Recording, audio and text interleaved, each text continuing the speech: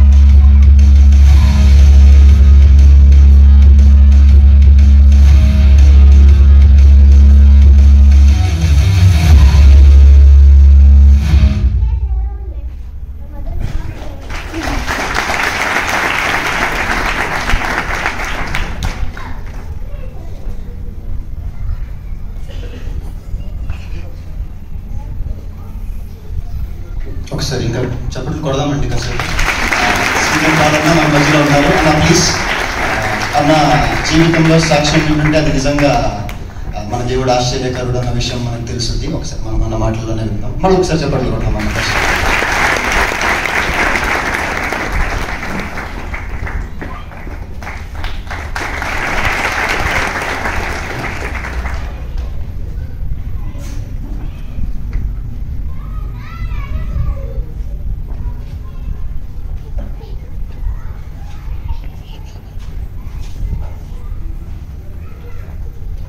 హల్లెలూయా, హల్లెలూయా, ఇంకా గట్టిగా హల్లెలూయా. Firstly bishop గారికి మమ్మల్ని ఆహ్వానించినందుకు మీకు ఎన్నో వందనాలు. అలాగే ఫ్యామిలీ మెంబర్స్ అందరికీ వందనాలండి. I was thinking what I should share. దేవుడు చాలా అద్భుత రీతిగా నాతో మాట్లాడుతూ ఉన్నాడు. బెంగళూరుకి నాకు ఒక చాలా పెద్ద కనెక్షనే ఉంది. అది నా సాక్ష్యంలో చెప్తాను. అయితే మీరు చూసినట్లు నేను ఒక inline and high speed skate అనమాట. I have done skating for almost 18 years నేను స్కేటింగ్ చేశాను. నా లైఫ్లో ఒకటే రొటీన్, పొద్దున్న 4:30కి లెగాలి, 7 వరకు చేయాలి స్కేటింగ్, 8కి స్కూల్కి వెళ్ళాలి, 4కి స్కూల్ నుంచి రావాలి, 5కి మళ్ళీ స్కేటింగ్ ట్రాక్ వెళ్ళాలి, మళ్ళీ 8 దాకా స్కేటింగ్ చేయడం. అదే ఒక స్పోర్టింగ్ లైఫ్లో నా జీవితం అంతా 18 సంవత్సరాలు దగ్గర నేను అదే జీవితాన్ని బ్రతికాను. అయితే మన జీవితాల్లో ఏంటంటే best things happen to only Christian పీపుల్కే. మన జీవితాల్లో ఏది జరిగినా పెద్ద సంఘటనలు మనకే జరుగుతుంటాయి. నా లైఫ్లో అంతా సాఫీగా ఎక్సలెంట్గా నడుస్తుంది అంటే నేను డిస్ట్రిక్ట్ ప్లేయర్ అండి. డిస్ట్రిక్ట్ గోల్డ్ మెడల్ వచ్చింది, తర్వాత స్టేట్ గోల్డ్ మెడల్ వచ్చింది, నేషనల్ గోల్డ్ మెడల్ వచ్చింది, ఇండియాని ఇంటర్నేషనల్ ఛాంపియన్షిప్ చేశాను, ఏషియన్ ఛాంపియన్ చేశాను, వరల్డ్ ఛాంపియన్షిప్ చేశాను, ఒలింపిక్ సెలక్షన్ ట్రయల్స్ వరకు నేను వెళ్ళాను. హల్లెలూయా, హల్లెలూయా. ఆ వీడియోలో నా గొప్పతనం ఏమీ లేదు, దేవుని గొప్పతనమే ఉంది. ఎందుకు చెప్తున్నానంటే 2010 toughest year in my life. 2 things అయ్యాయి నాకు చాలా క్లోజ్. 2 థింగ్స్, ఒకటి మా నాన్నగారు, 2 నాకు స్కేటింగ్. 2010లో మైసూర్లో నా కాలు ఇరిగిపోయింది. కాలు ఇరిగిపోయాక చాలామంది లైఫ్లో ఏంటంటే మనం బాధపడుతున్నప్పుడు మనం పడిపోవాలని చాలామంది ఎదురు చూస్తారు. అది మనకు తెలీదు, నిజంగా నాకు తెలియదు. నేనేమనుకున్నా, ఈ చప్పట్లు నిజమే, ఈ కేకలు నిజమే, ఈ కంగ్రాచులేషన్స్ నిజమే అని అనుకున్నా. 2010 నా కాలు ఇరిగిపోయినప్పుడు నేను డాక్టర్కి ఒకటే చెప్పాను, నేను ఏషియన్ ఛాంపియన్షిప్కి వెళ్ళాలన్నమాట. That is the first time skating was included in Asian games. అయితే నేను డాక్టర్ దగ్గర చెప్పాను, డాక్టర్ గారు ఎన్ని రోజుల్లో నేను రికవర్ అవుతాను? ఒక 9 నెలల్లో రికవర్ అవుతాం. లేదు సార్, నాకు ఒక 2 నెలల్లో ఏషియన్ గేమ్స్ ఉంది, మీరు 1 రోజుల కల్లా నన్ను రికవర్ చేస్తే నేను స్కేటింగ్ చేస్తాను. ఆయన అడిగాడు, మళ్ళీ ఏం చేస్తావమ్మా? సార్ నేను స్కేటింగ్ చేస్తాను. ఆయన అంటే ఒక్కటే మాట అనేవాడు ఆయన ఎప్పుడు, స్టీఫెన్ నువ్వు నడవగలవు. సార్ నేను స్కేటింగ్ ఎప్పుడు చేయగలను, నేను ఎప్పుడు పరిగెట్టగలను, నేను ఎప్పుడు వర్కౌట్ చేయగలను అంటే, స్టీఫెన్ నువ్వు నడవగలవు, నీకు నడక తప్ప ఇంకేమి లేదురా బాబు. నువ్వు ఎన్నిసార్లు నన్ను ఈ క్వశ్చన్ అడిగినా నీకు ఒకటే జవాబు వస్తుంది, నువ్వు నడవగలవు అంతే. ఒక ఎగ్జాంపుల్, మీకు షూటర్ ఉన్నాడండి, చెయ్యి ఇరిగిపోయింది, షూటింగ్ చేయగలడా? చేయలేడు. గుర్రం ఉంది, గుర్రం కాలు ఇరిగిపోయింది అనుకోండి, పరిగెట్టగలదా? అంటే రేసింగ్ చేయగలదా? చేయలేదు. అదే నా జీవితంలో అయింది. చాలా మంది నా లైఫ్లో ఎంతో అవమానించారు. ఎంత అంటే ఇంకా నేను చెప్పలేనంత. నా దగ్గర ఉన్న వాళ్ళు కూడా ఇలాగ నా ముందెళ్తూ కుంటేవారన్నమాట, కావాలని నన్ను ఏడిపించడానికి, నన్ను అవమానించడానికి, నన్ను కృంగిపోయేలాగా చేయడానికి కోసం. అదే టైంలో 2011 నేషనల్ ఛాంపియన్షిప్ ఎక్కడైంది తెలుసా? స్టీఫెన్ పాల్ లైఫ్ ఖతం. స్టీఫెన్ పాల్ ఇంకా స్కేటింగ్ చేయలేడు. Stephen Paul story is over. Stephen Paul Olympics వరకు వెళ్దాం అనుకున్నాడు, స్టీఫెన్ పాల్ నడవలేడు. నా నేషనల్ ఛాంపియన్షిప్ బెంగళూరులో అయింది. హల్లెలూయా. ఏ సిటీలో నేను ఏ సాక్ష్యం చెప్పాలో దేవుడు నాకు చెప్తున్నాడు. బెంగళూరులో వచ్చాను. అయితే అందరూ స్టీఫెన్ అయితే అయిపోయింది, వాడు కాలు ఇరిపోయింది, వాడు ఏమీ చేయలేడు అని అనుకున్నారు. మా అమ్మగారు ఏం చేశారంటే ఆ రోజు పొద్దున్న బై మిస్టేక్ 4 పేర్లు సాక్స్ ఉంటే 4 పేర్లు వాష్ చేస్తారు. ఇప్పుడు షూ వేసుకోవాలంటే సాక్స్ అన్నది కామన్ థింగ్. అయితే మేము క్యాబ్ ఎక్కాము. మమ్మీ ఏంటి మమ్మీ ఒక్క సాక్స్ కూడా లేదంటే మా అమ్మగారు ఒక టవల్ పట్టుకుని 45 నిమిషాలు ఈ సాక్స్ ఈ టవల్ రుద్ది రుద్ది రుద్ది రుద్ది ఎంత రుద్దారంటే 50% కూడా ఆరలే. అయితే నేను అనుకున్నా అనవసరంగా చాలా పెద్ద మిస్టేక్ చేశారు. ప్రతి చిన్నది కౌంట్ అయ్యింది స్పోర్ట్స్లో, ప్రతి చిన్నది. చాలా పెద్ద మిస్టేక్ చేశారు. నేను ఎలాగ దీంట్లో నుంచి బయటకు వస్తాను అని అనుకున్నాను. వెళ్ళాను నేషనల్ ఛాంపియన్షిప్. అందరి ఫోకస్ ఏంటి, వీడు గెలవకూడదు, కాలు ఇరిపోయినోడు మాత్రం గెలవకూడదు. చాలా పరిగెట్టించి ఏడిపించి అన్నీ చేశారు. నేను వదిలేద్దాం అనుకున్నప్పుడల్లా మా అమ్మగారు రుద్దుడు అదే గుర్తు వస్తుంది నాకు. రే బాబు, మేము మా అమ్మగారు పరువు నిలబెట్టరా బాబు అని. ఏ రోజు ఏ సిటీలో నేను అయిపోయారనుకున్నారో అదే నేషనల్ ఛాంపియన్షిప్లో నేను తెలంగాణకి నేషనల్ గోల్డ్ మెడల్ గెలిచాను.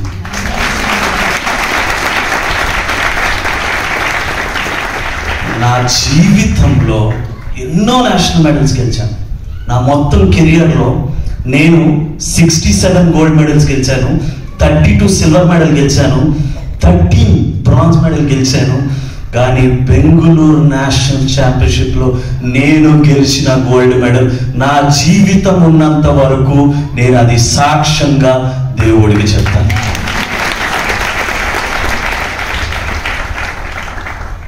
అయితే మీరు అనుకోవచ్చు, ఏంటి పడిపోయి కదా. లైఫ్లో చాలా సంఘటనలు అండి. నా టెస్ట్ మనీ చెప్తే 1 గంట కావాలి. లైఫ్లో హెలికాప్టర్ చూశాను, కింద ఆటో చూశాను, ఊబర్ డ్రైవర్గా పనిచేశాను డబ్బుల కోసం. ఇది హెలికాప్టర్ ఎక్కినోడు ఊబర్ డ్రైవర్గా పనిచేశాడు. అదే ఊబర్ డ్రైవర్గా పనిచేసిన వాడు రేంజ్ రోవర్ తోలేదాకా దేవుడు తీసుకెళ్ళాడు. నేను ఊబర్ డ్రైవర్గా పనిచేసేటప్పుడు చాలా ఏడ్చేవాడిని అండి. దేవా ఎందుకు దేవా, ఇంక ఈ బ్రతుకు ఎందుకు దేవా అని అనుకున్నాను. మీరు అనుకుంటారు ఈ ₹1,00,00,000 కారు ఉంది అది చూపెట్టుకుంటున్నాడని. మీరు ఒక 100 మంది కలవండి, ₹1,00,00,000 కారు ఉండొచ్చు, కానీ ఊబర్ డ్రైవర్గా పనిచేసిన వాడు ₹1,00,00,000 కారులో తిరగడు. హల్లెలూయా.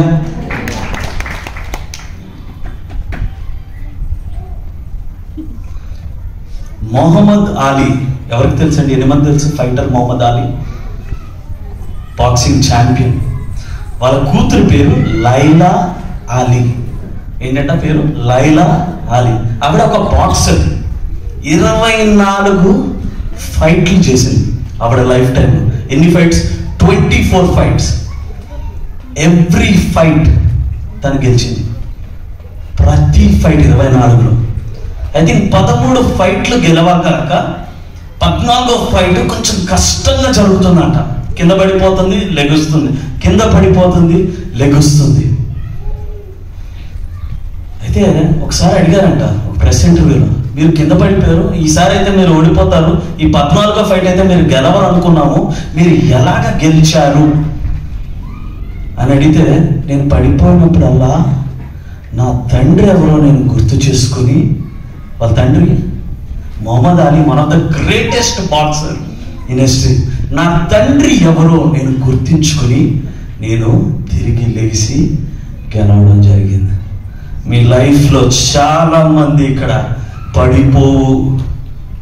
పడిపోయి ఉండొచ్చు, కానీ మన తండ్రి ఎవరండి? దేవుడు. పడిపోయి వారు ప్రతి ఒక్కరిని దేవుడు లేపుతాడు. నేను ఈ ఒక్క సాక్ష్యం చెప్పొద్దు అనుకున్నా ఈరోజు, ఈ ఒక్కటి, ఎందుకంటే నేను ఎక్కడా చెప్పలేదు ఇది. అంటే యాజ్ ఎ పాస్టర్ సన్ ఇది చెప్పకూడదు, కానీ దేవుడు ఏమన్నా నడిపిస్తున్నాడు అంటే ఇది నువ్వు చెప్పే ఇక్కడి నుంచి వెళ్ళాలి. అయితే ఇక్కడ ఒక 500 మంది దాకా ఉండొచ్చు, 250 మంది నుంచో మంచి నాన్ వెజ్ థాలీ టైపు, 200 మంది బిర్యానీ టైపు, మొత్తం నిండిపోయింది.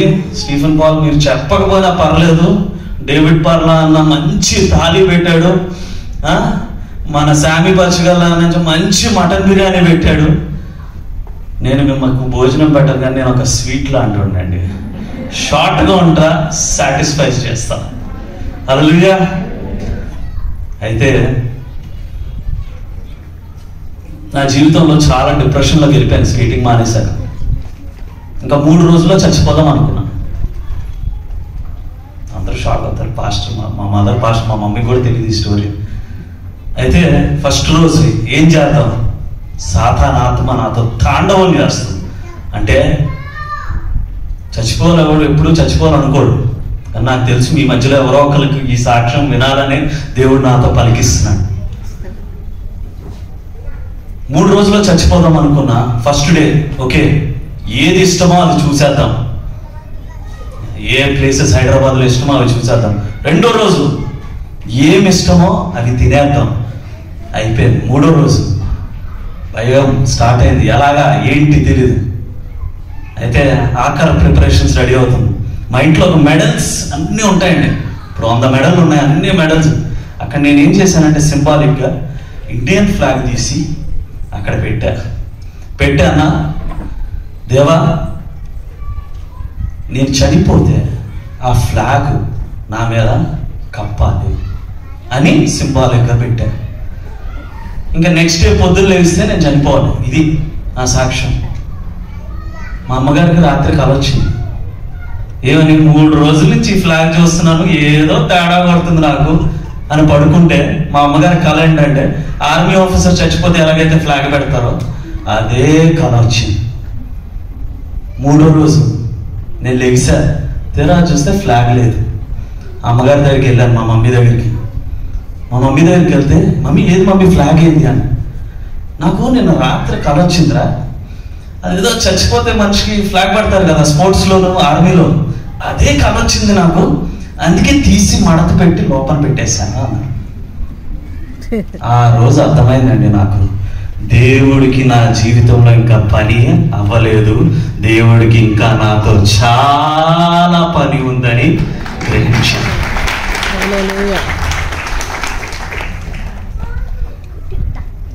ఇంకొకటి లాస్ట్ చెప్పి ముగిస్తాను. Utah Olympic oval, Olympic centres మొత్తం వరల్డ్లో 5 ఉంటాయి. మీరు చూస్తే ఒక 23 ఫ్లాగ్స్ కనబడ్డాయి ఇందాక. నేను ఒలింపిక్ సెంటర్లో 6 సంవత్సరాలు ఉన్నాను. ప్రతి సంవత్సరం వెళ్ళాను, ఫ్లాగ్స్ అన్ని దేశాల ఫ్లాగ్లు ఉన్నాయి, ఒక్క ఇండియా తప్ప. అయితే ఆలోచించడం నేను అడిగాను కోచెస్, మా కోచ్ 2002 ఒలింపిక్ మెడలిస్ట్, అని ఒకటే మాట, ఇప్పటికి వచ్చి 125 yearsలో ఏ ఇండియన్ ఒలింపిక్ ట్రయల్స్ కి క్వాలిఫై కాలేదు కాబట్టి మాకు ఇండియన్ ఫ్లాగ్ అక్కడ లేదు.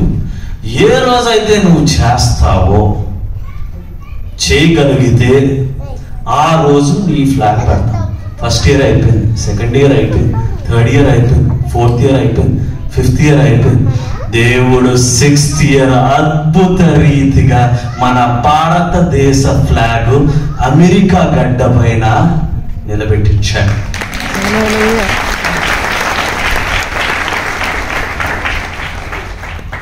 గ్రేట్నెస్ నాది కాదు, చెప్తున్నాను, దేవుడు వల్ల నేను చాలా సాధించుకున్నాను. ఒక్క మాట చెప్తాను ఇవాళ, మా ఫాదర్ 2010లో చనిపోయారు. నాకు తండ్రి లేదు, ఎవరిని అడిగేది నేను? మీలో చాలా మందికి పేరెంట్స్ ఉంటారు, మీరు చాలా ధైర్యంగా నాన్న నాకు ఇది కావాలి అని అడిగే హక్కు ఉంటుంది. అమ్మ నాకు ఇది కావాలని హక్కు. నేను ఎవరిని అడగాలి? నాకు నాన్న లేడు కదా. మా అమ్మగారు ఒక మాట చెప్పారు, నీకేం కావాలంటే నీ పరమ తండ్రిని అడిగి నువ్వు తీసుకో. నాకు జీవితంలో ప్రతిదీ నా పరమ తండ్రి ద్వారా నేను పొందుకున్నాను.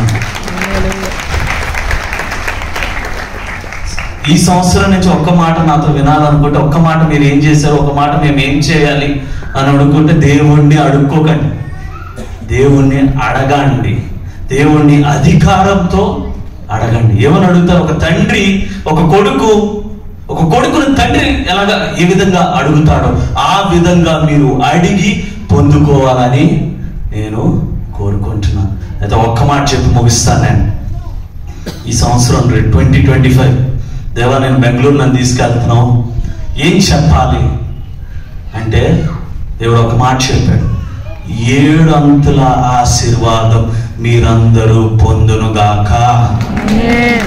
ఎవరెవరైతే అవమానం పొందారో 7 అంతుల ఆశీర్వాదం మీరు పొందునుగాక. ఎవరైతే మీరు హాస్పిటల్లో 2 రోజులు ఉన్నారు కదా, మీరు 14 రోజులు దేవుడికి ఘనత తెచ్చునుగాక. ఎవరెవరికైతే ₹1,00,00,000 అప్పు ఉన్న వాళ్ళు ఉంటే వాళ్ళు 7 కోట్లు పొందునుగాక. చాలా తక్కువ మందే చెప్పారు, చాలా తక్కువ మందికి అప్పు ఉన్నట్లుంది. దేవుడు మిమ్మల్ని దీవించి దేవుని బ్లెస్సింగ్స్ మీలో ఉండి దేవుడు మీతో మీ ద్వారా అద్భుతాలు చేయునుగాక. ఈ మాటలు దేవుడు దీవించుగాక. ఆమేన్.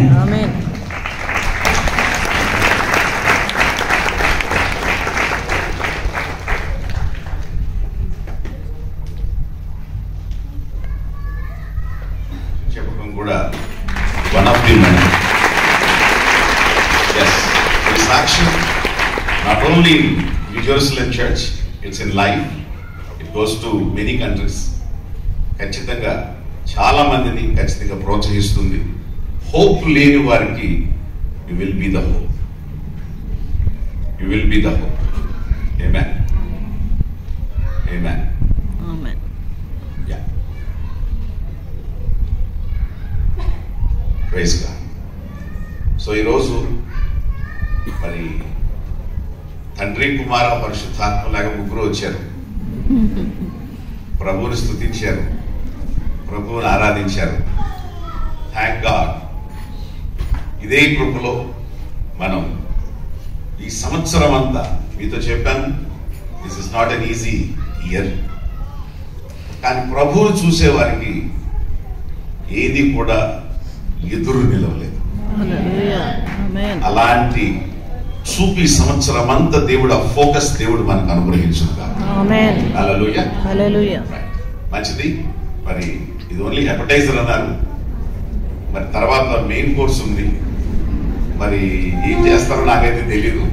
మరి పాస్టర్ గారు వెళ్ళి 2 మాటలు చెప్పమని చెప్తే నేను వచ్చాను. ఓకే సరే, చిన్న వర్డ్.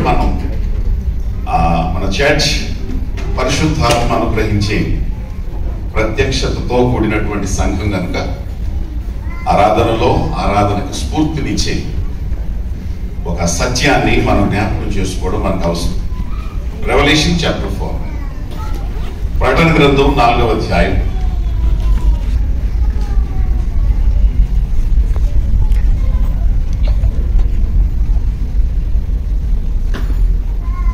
ప్రకటన గ్రంథం 4వ అధ్యాయం 3వ వచనం చదువుతాం. ఆసీనుడైన వాడు దృష్టికి సూర్యకాంత పద్మ రాగములను పోలినవాడు, మరకతము వలె ప్రకాశించు మేఘధనస్సు సింహాసనమును ఆవరించి ఉండెను. సింహాసనము చుట్టూ 20 సింహాసనములుండెను. ఈ సింహాసనముల యందు 24 పెద్దలు తెల్లని వస్త్రములు ధరించుకొని తమ తలల మీద సువర్ణ కిరీటములు తమ స్ఫటికమును పోలిన గాజు వంటి సముద్రం ఒకటి ఉంది. ఆ సింహాసనమునకు మధ్యను సింహాసనము చుట్టూను, సింహాసనానికి మధ్యను సింహాసనము చుట్టూను ముందు వెనుక కన్నులతో నిండిన 4 జీవులుండేవి. 4 జీవులున్నాయి. మొదటి జీవి సింహం వంటిది, రెండవ జీవి దూడ వంటిది, మూడవ జీవి మనుషుని ముఖం వంటిది, మకుము గలది, 4వ జీవి ఎగురుచున్న పక్షిరాజు వంటిది. ఈ 4 జీవులలో ప్రతి జీవికి 6 రెక్కలున్నాయి. అవి చుట్టూను రెక్కల లోపలను కన్నులతో నిండి ఉన్నవి. అవి భూత వర్తమాన భవిష్యత్ కాలములలో ఉండు సర్వాధికారియు దేవుడు నాకు ప్రభువు పరిశుద్ధుడు అని మానక రాత్రింపగలు చెప్పుచుండెను. ఆ సింహాసనము నందు ఆసీనుడై ఉండి యుగయుగములు జీవించుచున్న వారికి మహిమయు ఘనతయు కృతజ్ఞతాస్తుతులు కలుగును గాక అని ఆ జీవులు కీర్తించుచుండగా ఆ 20 నలుగురు పెద్దలు సింహాసనము సాగిలపడి యుగయుగములు జీవించుచున్న వారికి నమస్కారం చేయొచ్చు. ప్రభువా మా దేవా, నీవు సమస్తమును సృజించితివి. నీ చిత్తమును బట్టి అవి ఉండేవి. దానిని బట్టియే సృజింపబడినవి. కనుక నీవే మహిమకు ఘనతకు ప్రభావమును పొందనర్హుడు అని చెప్పుచు తమ కిరీటములను ఆ సింహాసనము ఎదుట వేసింది. పాట పాడితే సింహాసనం ఇక్కడ ఎస్టాబ్లిష్ అవ్వాలి. సింహాసనం వేసేది ఎందుకంటే కూర్చోడానికి. కూర్చున్న తర్వాత ఏం చేస్తారు?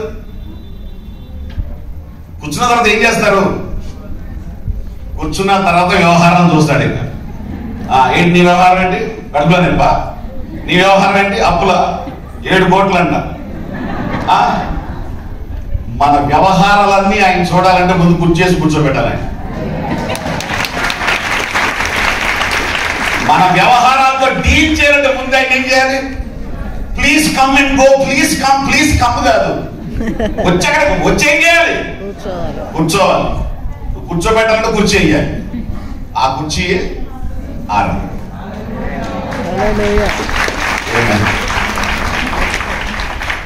సో ఆరాధన కూడా మన తలకాయ తీసేసి ఆయన తలకాయ పెట్టుకుంటే అప్పుడు అట్లాంటి వాడు మాట్లాడితే కుర్చీ ఇచ్చుకుని వచ్చేస్తాడు. ఆయన ఇప్పుడు కూర్చున్నాడంటే ఎదుట ఏ పరిస్థితి అయినా ఆయన ముందు నిలిచే అధికారం దానికి లేదు. ఈ రాత్రి ఆయన సింహాసనం స్థాపించబడి ప్రతి ఆరాధకునితో మీ మ్యాటర్ ఏమిటో, మీ పరిస్థితి ఏమిటో, మీకున్న అక్కర ఏంటో, మీకున్న సమస్య ఏంటో, may the lord deal with it and settle it tonight. దేవునికి మహిమ కలుగును గాక. ప్రార్థన చేద్దాం. బంగారు తండ్రి, మా శిరస్సు వంచి మాకంటూ గుర్తింపును అనుగ్రహించిన యేసు అనేటువంటి శిరస్సును కలిగి, మా ప్రభువుని కలిగి, మా ఐడెంటిటీ కాదు, you are our identity. We will enter into heaven not because of our anything. మాకున్న క్వాలిఫికేషన్స్ బట్టి మేము ఎంటర్ అవ్వం. ఓన్లీ